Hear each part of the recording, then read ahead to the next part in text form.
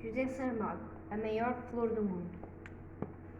As histórias para crianças devem ser escritas com palavras muito simples, porque as crianças, sendo pequenas, sabem poucas palavras e não gostam de usá-las complicadas. Quem dera saber escrever essas histórias, mas nunca fui capaz de aprender. E tenho pena. Além de ser preciso saber escolher as palavras, faz falta um certo jeito de contar, uma maneira muito certa e muito explicada, uma paciência muito grande, e a mim falta-me pelo menos a paciência, do que peço desculpa. Se eu tivesse aquelas qualidades todas, poderia contar, por nós, uma linda história que um dia inventei, mas que, assim como a vão ler, é apenas o resumo de uma história que em 2 palavras se diz. Que me seja desculpada a vaidade se eu até cheguei a pensar que a minha história seria a mais linda de todas as que se escreveram desde o tempo dos contos de fadas e princesas encantadas. Há quanto tempo isso vai? Na história que eu quis escrever, mas não escrevi, havia uma aldeia. Agora vão começar a aparecer algumas palavras difíceis, mas quem não souber deve ir ver no dicionário ou perguntar ao professor. Não se temam, porém, aqueles que fora das cidades não concebem histórias nem sequer infantis.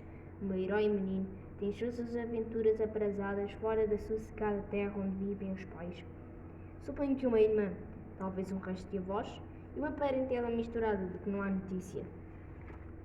Logo na primeira página sai o menino pelos fundos do quintal e, de árvore em árvore, com um pintacilgo, desce ao rio e depois por ele abaixo, naquela vagarosa brincadeira que o tempo alto, largo e profundo da infância, a todos nós permitiu. Em certa altura, chegou ao limite das terras até onde se aventurara sozinho. Dali para diante começava o planeta Marte, efeito literário de que ele não tem responsabilidade, mas com que a liberdade do autor acha poder aconchegar a frase. Dali para diante. Para o nosso menino, será só uma pergunta sem literatura. Vou ou não vou? E foi. O rio fazia um desvio grande. Afastava-se e de rio já estava um pouco farto, tanto que o via desde que nascera. Resolveu cortar a direita. Pelos campos, entre extensos olivais, rodeando misteriosas sebes cobertas de campainhas brancas, e outras vezes metendo por bosques de altos freixos, onde havia clareiras macias sem arrasto. De gente o bicho, e ao redor um silêncio que zumbia, e também um calor vegetal, um cheiro de cal, sangrado fresco com uma veia branca e verde. Oh, que fugia o menino! Andou. Foram rarreando as árvores e agora havia uma charneca rasa de mato ralo e seco.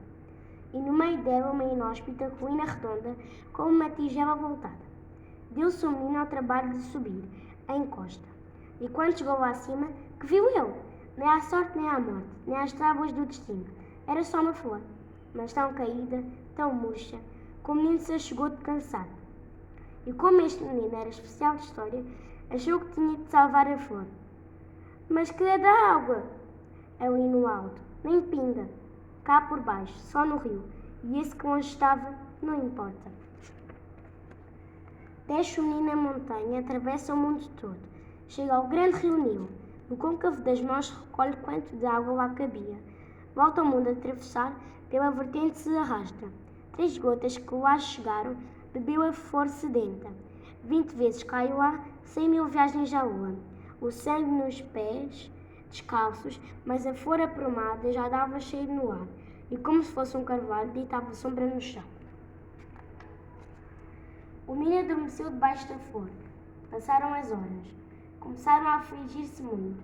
Saiu toda a família e mais vizinhos à busca do menino perdido, e não o acharam. Correram tudo, já em lágrimas tantas, e era quase só o pôr, quando levantaram os olhos e viram ao longe uma flor enorme que ninguém se lembrava que estivesse ali. Foram todos de carreira, subiram a colina e deram com o menino adormecido.